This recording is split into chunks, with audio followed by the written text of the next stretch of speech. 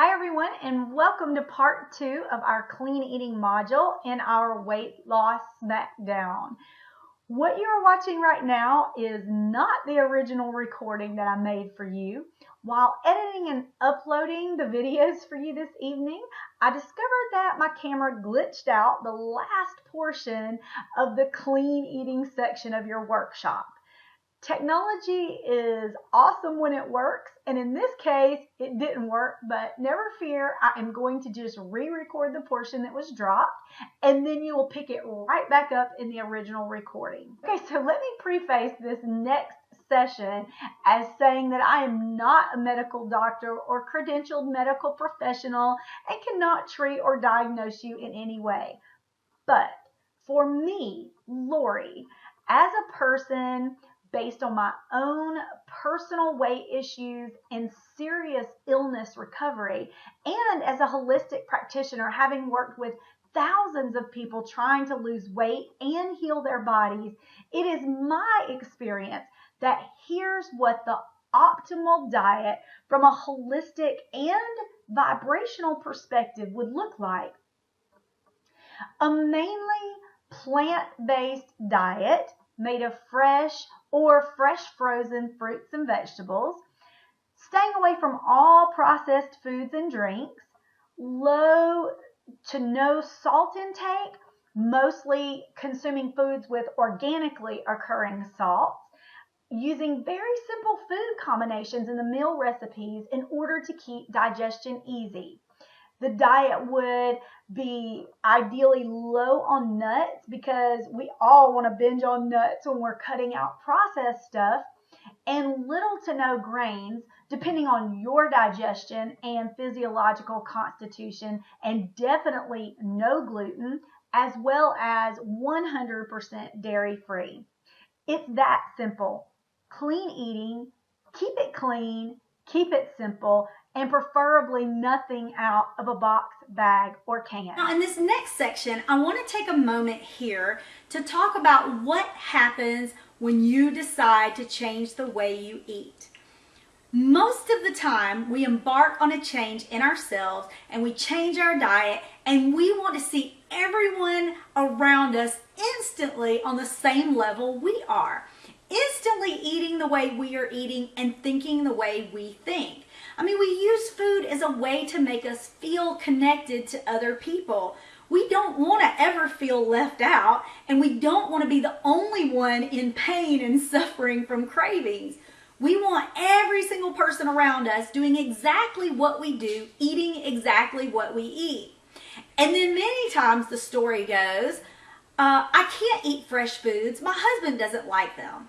I can't eat fresh vegetables because my kids don't like them. This won't work because my family won't all sit down at the table together. And I just want to say, why in the world would you give your power away like that? Why in the world would you let your quality of life rest in someone else's hands, and if they like what you're doing or not? Because this is not about anyone else and what they are doing or not doing. This is about you.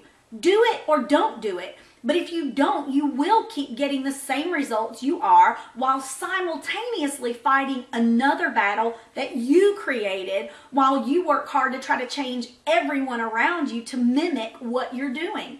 Life is hard enough as it is. You don't need to add unnecessary drama and tension to it. Trying to bring everyone around you around to what you're doing makes it harder. Your job is to do you. Regardless of what everyone else is doing, do you. Do this for you. No amount of motivation for your kids will work. Motivation for the sake of your husband won't work. You have to do it for yourself. Dig deep and focus on you, on your goals, and commit to those. You change the way you eat, everyone around you keeps eating the same way that they have. You keep shining your light. You can share what you're doing, about your beliefs and what you're learning, but don't preach to them. Give them time to see your changes stick. I mean, why does your whole family want to jump on another fad diet roller coaster with you? They've watched so many diets programs and, lifestyle changes come and go before, why should they want to do it again? They don't and they won't. So in implementing a new lifestyle, make changes that stick. Slowly if you need to, but begin taking food with you when you leave the house. Prepare your foods in advance. Buy different items at the grocery store. Find out what you like. What you really like without the chemical and flavor enhancers that processed items contain. It takes time to get used to how to grocery shop. It takes time to find recipes that you love, that travel well, and that translate over into your lifestyle well. Give yourself that grace and do it in a way that doesn't play the martyr with your friends and family and doesn't play the woe is me, my life is so terrible because I can't eat that Oreo pie. No, you are making a choice. You are doing this, so do it. Don't look at the people around you. Stop giving your power away. Stop being affected by those around you and the choices that they are making. You do you, and don't do it being a martyr. Because this is a warrior's path, a hero's path. You can do it. Reach harder. Make this a must-do in your life. You can do it, and I'm so proud of you. In this section, we are going to cover one of my most favorite and effective tools for people who are trying to change their eating patterns and curb addictions or lose weight. This works especially well for people who have tried everything diet-wise, still struggle with cravings and addictions, and find that nothing seems to work. They have dieted, they have detoxed, they have done everything and are frustrated and so very tired of the constant struggle with what they're eating. Well, I say stop trying to quit eating this and quit eating that. Instead, let's approach this from a positive and light perspective. Let's add in. So look at your goals and begin adding in good habits. Take one goal at a time and put new positive habits into play. One that I have had the best results with clients who are wanting to lose weight, who are maybe having cravings and addictions and are wanting relief from that, or body healing, is to start out adding a habit of consuming 64 ounces of fresh made juices, preferably green juices, into your body every single day. Don't worry about what else you're eating right now. Just start by making sure that you're drinking at least 64 ounces of green or fresh fruit and vegetable juices every day. Adding in that positive habit and giving that blessing to the body. And it doesn't count if you go buy processed apple or orange juice. Make it fresh or go buy it freshly juiced. It will take time and produce, but you have to start somewhere. And the add-in juicing habit puts you on a positive path. You'll begin to uptake those readily available vitamins and minerals instantly. This will prompt your body to begin to release some of the toxins. Your food cravings will begin to change. You will begin to be more conscious about what you're taking in. But truthfully, with the add-in method, it doesn't have to be juicing. It could be like adding a salad a day, or eating a certain amount of more raw foods, or starting every day with a 32-ounce green smoothie, or whatever your goals are. But when doing this, I always encourage you to start with something that will allow you to see change. That's why I like the juicing. So if you've struggled with all of the plans that are all about what you can eat and what you can't, and after a set period of time, you fall back on the way you were eating before, then you may want to try this.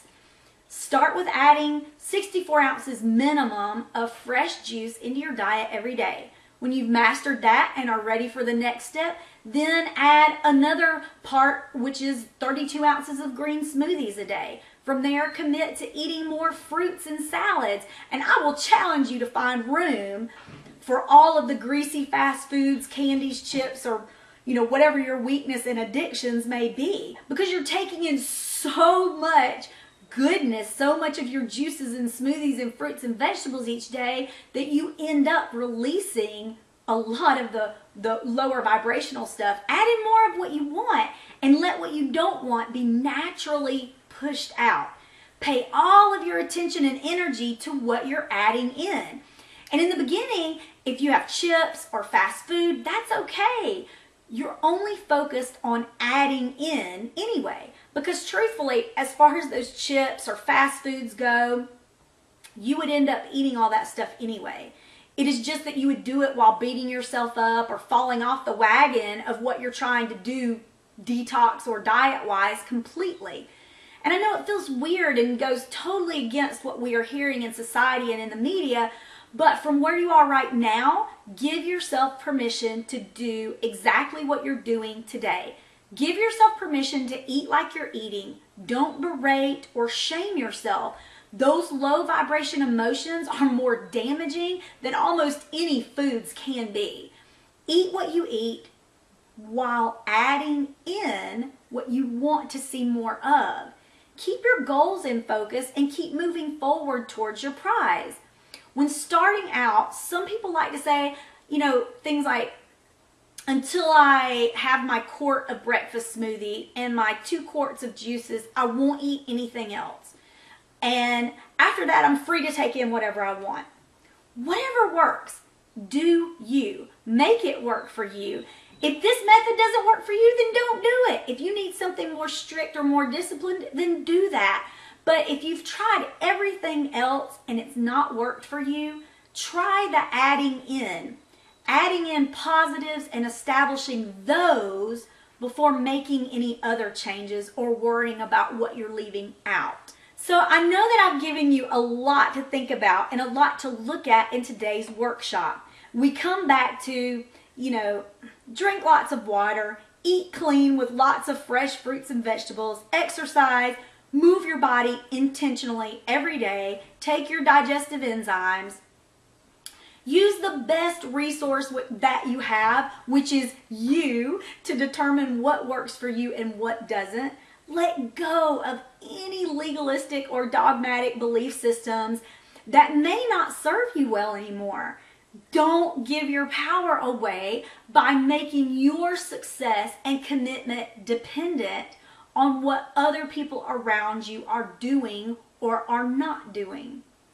But we all know that there's more to it than that. So that is why we are going to give you the tools in the coming weeks that will help you to deal with the emotions, the limiting beliefs, the upper ceiling limits that we hit that keep us from being successful, and the triggers that send us spiraling. While you are at the end of today's workshop, I am not done with you just yet this week.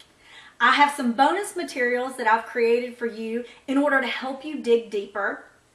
And I can tell you that I'm so excited to get this into your hands.